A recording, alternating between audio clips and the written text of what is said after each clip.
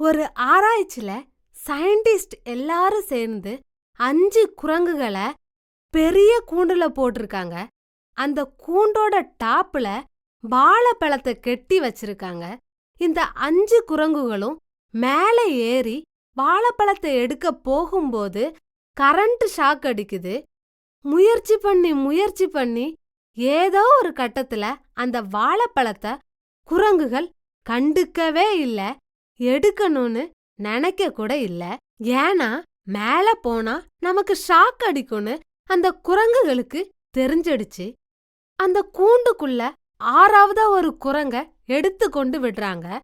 அந்த 6ஆவதா வந்த குரங்கு வாழைப்பழத்தை எடுக்க போனாலும் காலை பிடிச்சு இழுத்து போட்டுடுது மற்ற குரங்குகள்.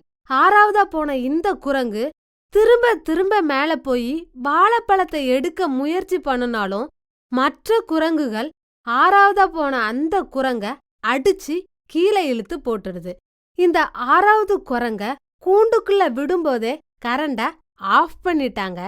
இத தெரிஞ்சுக்காத மற்ற குரங்குகள் இந்த குரங்குக்கு தடையா இருக்கு பழத்தை எடுக்க.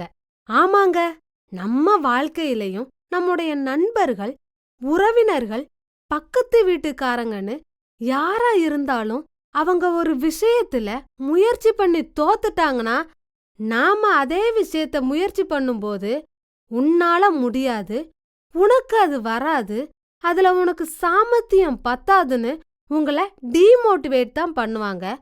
உங்களுக்கு ஒன்னு பிடிச்சி இருந்துன்னா வாழ்க்கையில ஒரு தடவையாவது முயற்சி பண்ணி பார்த்துடுங்க. அதுல வெற்றி நம்மள தேடி வருதா இல்ல தோல்வி நம்மள தேடி வருதாங்கிறது முக்கியமே இல்ல. ஏன்னா வெற்றியும் தோல்வியும் வீரனுக்கு அழகுதாங்க.